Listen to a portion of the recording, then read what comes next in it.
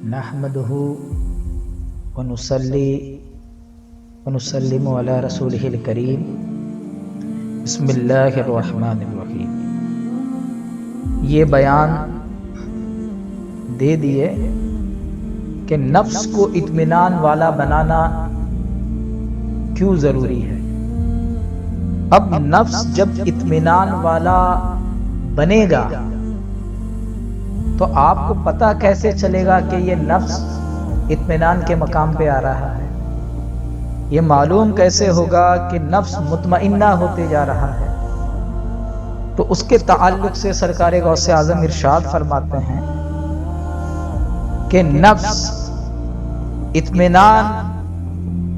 والا تب ہوگا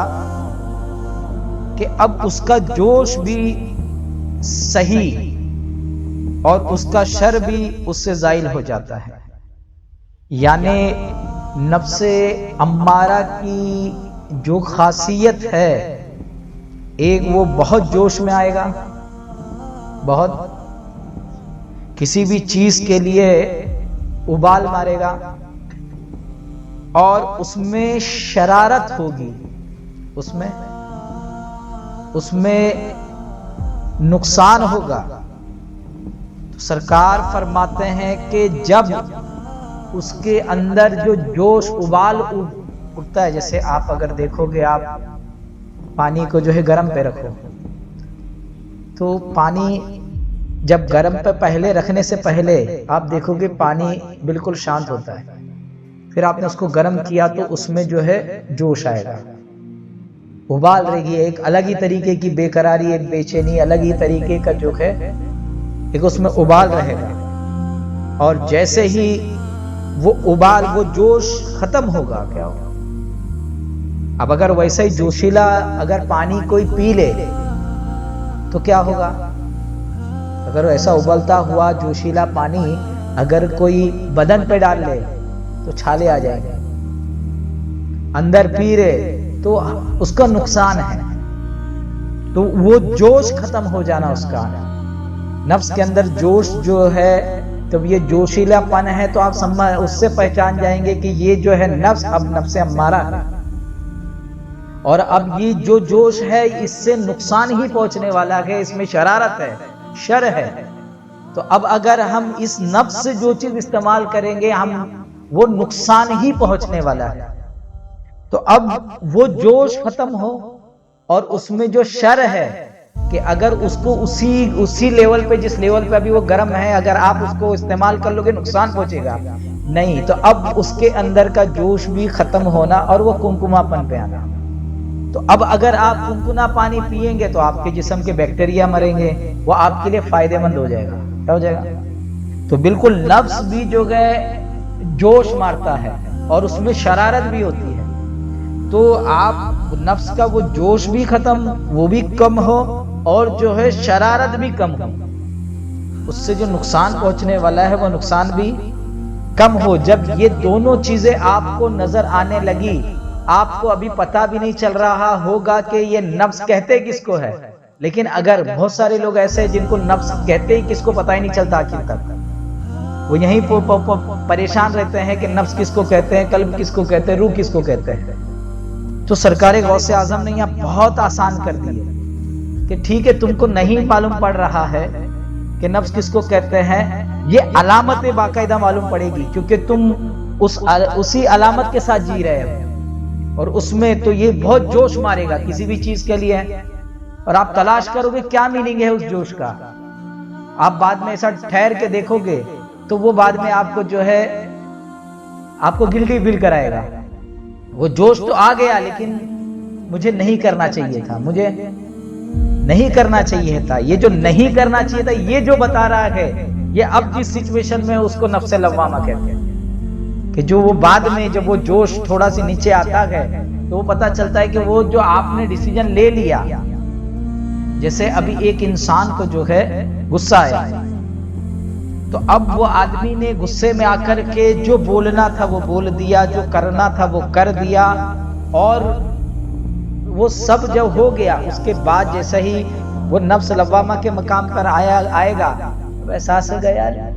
یہ تھوڑا زیادہ بولنا نہیں چاہیے تھا، اور بعد میں وہ گلٹی کر رہے کہ یار نہیں ہونا چاہیے تھا، اور یہ اس کے بعد پھر دو کھیل چلتے ہیں، یا تو پھر اپنی انا کے چلتے ہیں وہ اس کو چھپا لے گا، اس کو صحیح نہیں کرے گا، اپنی انا کو بچانے کے چکر میں اس کو جو ہے صحیح کر لے گا کہ نہیں ٹھیک ہے سمجھ میں تو آ رہا ہے اپن نیکسٹ ٹائم دیکھیں گے، لیکن وہ نیکسٹ ٹائم بھی نہیں دیکھ پاتا ہے، وہ نیکسٹ ٹائم کیا second time, third time, fourth time, جتنا بھی ٹائم آئے وہ پھر ایسا ہی بہانے کرتے ہوئے رہ جاتا ہے۔ تو یہ ابال تو آئے گا، سب اس وقت کچھ بھی نہیں پتا چلے گا، اور اس کو کچھ بھی نہیں پتا چلتا، جب سب کچھ کر لیا رہے گا، سب کچھ ہو چکا ہوگا، اس کے بعد صرف خالی پچھتاوا آئے گا کہ یار شاید غلط کر دیا میں نے، شاید غلط کر دیا۔ لیکن آپ اگر واقعی میں اطمینان والے نہ اس پر ہے، اور جب آپ اطمینان والے مقام پہ ہو اور آپ کے اندر اس وقت اگر کبھی آپ نے جلال کو استعمال کیا، غصے میں آنا، یہ جو ہے نفس امارہ کی پہچان نہیں ہے۔ نفس امارہ کی پہچان ہے کہ وہ ایک الگ ہی لیول کا جوش اور ابال آنا، کہ وہ ابال مطلب ابال میں جیسا وہ اپنے خود کے کنٹرول میں نہیں نظر آ رہا ہے، ایک الگ ہی ویسا جب وہ کیفیت رہے گی، اور اگر آپ نے اس کو باقاعدہ استعمال کیا، یعنی کیسے، جیسے آپ کو جلال آیا، آپ کو باقاعدہ پتا چل رہا ہے کہ اب آپ جلال میں آ رہے ہو، تو آپ کی اندر سے کیفیت کیسی بدل رہی ہے، آپ نرمی سے کیسے جو ہے تنتے جا رہے ہو، تناؤ میں کیسے آ رہے ہو، آپ کے دانت کو کیسے پیسنے لگ رہے ہو، آپ اپنے ذہن کو کیسے جو سلیکٹیو الفاظ آپ دے رہے ہو، اور اس طریقے سے آپ اس کو استعمال کر سکتے ہو کسی اور کو کھڈے سے باہر نکالنے کے لیے، لیکن آپ کو یہ کچھ بھی پتا ہی نہیں چلے، اس کے احساس بھی نہیں ہو کہ آپ کیا کر رہے ہو، آپ نے خالی کر لیا، اور کر لینے کے بعد آپ کو کچھ بھی نہیں، آپ نے کیوں کیا، مقصد کیا ہوگا، کیا حل، خالی یہ کہ بھائی مجھ کو صحیح مان لے۔ اگر آپ کا یہ ریزلٹ ہے تو آپ ابھی نفس امارہ پہ کھڑے ہیں، اور اگر آپ نے وہ چیز کر لیا اور اس کے بعد اس کو یہ چیز کا احساس کرا دیا کہ تو کس مقام پہ کھڑا ہے، یا پھر اس کو گھسیٹ کے اس طرف لانے کے لیے آپ نے اس کو استعمال کیا، تب آپ نے استعمال کیا اس کا، گویا آپ نے کنکنا پانی پیا اور بیکٹیریا ختم کیے، کیا کیا؟ تو جوش الگ چیز ہے جو، اور اس میں ایک دم جو ہے ہائی لیول کی جو گرماہٹ ہے پانی میں، جو ابلتا کھولتا ہوا پانی، اس کی گرماہٹ وہ الگ ہے، اور جو کنکنا پانی ہے وہ الگ ہے۔ آپ کنکنا پانی پیو گے تو آپ اس سے فائدہ اٹھاؤ گے، یہ کبھی آپ کی صحت کے لیے نقصان دہ نہیں ہوگا۔ تو آپ جو ہے اس کو سمجھیے کہ آپ کو جوش کو اور اس میں اس کی جو شرارت ہے اس کو ختم کرنا ہے۔ سرکار غوث اعظم ارشاد فرماتے ہیں کہ اطمینان والے نفس کا جوش بھی صحیح اور اس کا شر بھی اس سے زائل ہو جاتا ہے، اس کا جوش جو ہے وہ صحیح ہو جاتا ہے، ختم نہیں ہوتا، صحیح ہو جاتا ہے، اور اس کا جو شرح ہے، شرارت ہے، اس سے جو نقصان پہنچنے والی تھی، اس سے جو گئے جو بہت بڑا نقصان اٹھانے والا تھا، وہ نقصان جو گئے وہ بھی زائل ہو جاتا ہے، پھر نقصان کا امکان نہیں رہتا، اور مخلوقات میں سے کسی شے کے ساتھ بھی وہ لگاؤ نہیں رکھتا۔ ایک اور علامت بتا رہے ہیں سرکار کے مخلوقات میں، پھر وہ ایسی ایک دم اس کی جو ہے چیزوں نے اس کو پکڑا ہوا نہیں رہتا، اور نفس امارہ کے اندر یہ کہ چیزوں نے اس کو پکڑا رہتا ہے، اس کا مال اس کے ہاتھ سے جائے گا تو اس کو بے چینی ہو جاتی ہے، اس کا جو ہے اس کی جو ہے رشتہ دار اگر ہاتھ سے چھوٹیں گے، جبکہ چھوٹتا کوئی نہیں ہے، لیکن وہ آپ کو وہم دلاتا ہے کہ یہ دنیا چھوٹ رہی ہے، چیزیں چھوٹ رہی ہے، مال چھوٹ رہا ہے، بیوی چھوٹ رہے، بچے چھوٹ رہے، یہ جو ہے یہ جو چھوٹ رہے، اس چیز کا احساس دلاتا رہے گا، یہ نفس امارہ ہے۔ اور نفس مطمئنہ کی جب طرف آئے گا تو سرکار فرماتے ہیں مخلوقات میں سے کسی شے کے ساتھ بھی وہ ایسا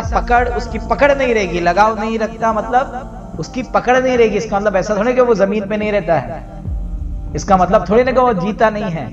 اس کا مطلب تو یہ نہیں ہے کہ بھائی وہ آگے کسی سے بات نہیں کرتا، آگے جو ہے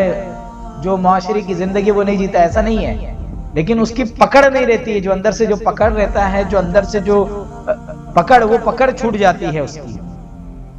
اور سرکار غوث اعظم فرماتے ہیں کہ وہ حضرت ابراہیم علیہ السلام کی مشرف پہ چلے جاتے ہیں۔ ابراہیم علیہ السلام کے مشرف پہ کیوں فرما رہے ہیں؟ اس لیے فرما رہے ہیں کہ سرکار حضرت ابراہیم علیہ السلام آپ کو جب نارے نمرود میں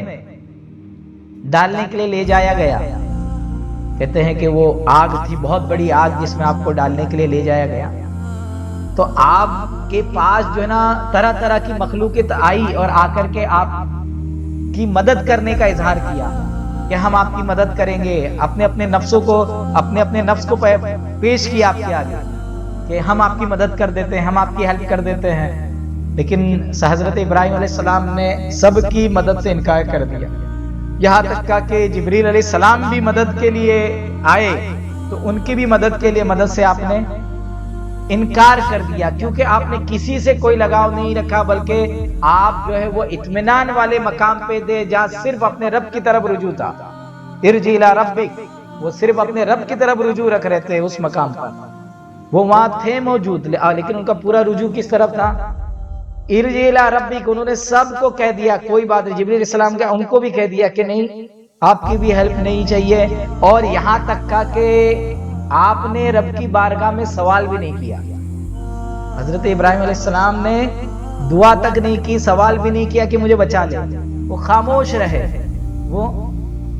کیوں؟ اس لیے کہ وہ اطمینان کے مقام پہ تھے. ان کا توکل بے قراری والا نہیں تھا، اطمینان کے مقام والا تھا. ان کا رب پر جو بھروسہ ہے کہ میں بھیک مانگوں گا تو ہی اللہ دے گا، ایسا نہیں ہے. وہ تو بن مانگے دینے والی ذات ہے. وہ اس توکل کے اوپر تھے. اور اس وقت جو یہ آتا ہے کہ آپ کے لیے وہ جو آگ تھی وہ ٹھنڈی کر دی گئی. وہ آگ جو بھڑکتی ہوئی آگ تھی، اور بھڑکتی ہوئی آگ تھی، وہ آگ ہی تھی لیکن پھر بھی ٹھنڈی تھی. وہ آگ ہی تھی، وہ آگ بھی پھر آگ کو ٹھنڈا ہو جانے کا حکم دیا گیا. تو یہی ہوتا ہے. یہاں سے یہی پتا چلا کہ جب آپ راضی و رضا ہو جاتے ہیں، اور راضی و رضا ہونے کے لیے آپ کا نفس مطمئنہ مدد کرتا ہے، اور جب یہ آپ کا مدد کرتا ہے اور آپ راضی و رضا ہو جاتے ہیں، اس وقت جب آپ راضی و رضا کی کیفیت میں ہوتے ہیں، رب کے انعامات و اکرامات آ کے آپ کو گھیر لیتے ہیں. پھر بڑے سے بڑی نارے نمرود کیوں نہ ہو، وہ آپ پہ سرد کر دی جاتی ہے. آگ آپ کے لیے باغ بنا دی جاتی ہے. لیکن یہ کب ہوگا؟ جب آپ راضی پر رضا رہیں گے. لیکن راضی پر رضا آپ رہ ہی تب سکتے ہو جب آپ کا نفس مطمئنہ کے مقام پہ ہوگا. اگر وہ اماریت کے مقام پہ ہوگا تو کبھی اطمینان میں نہیں آنے دے گا. وہ بغاوت کو اٹھا دے گا، ڈرائے گا تم کو، دھمکائے گا کہ ایسا کرے گا یہ خراب ہو جائے گا، تیری عزت چلے جائے گی، تو ذلت میں پڑ جائے گا، تیرا وقار گھٹ جائے گا، تیرا اقتدار چلے جائے گا، تیرا یہ چھوٹ جائے گا، تیرا وہ چھوٹ جائے گا. وہ تمہارے اس ڈر پر حکومت کر کے تم پر حکومت کرے گا. اور اطمینان والا جب نفس ہوگا وہ تم پر رب کی حکومت کر دے گا، مصطفیٰ کی حکومت کر دے گا. اس وقت آپ پر جو حکومت ہوگی وہ آپ کے نبی کی ہوگی اور آپ کے رب کی ہوگی. آپ نبی کی اتباع کرتے ہوئے رب کی حکومت میں رب کے حکم پر عمل کریں گے. اس لیے اطاعت کے اندر پھر یہ مداخلت نہیں کرتے. تو اللہ تبارک و تعالی ہمیں جو ہے نفس مطمئنہ کو ہم کیسا پہچانیں گے، یہ سمجھنے کی توفیق عطا فرمائے.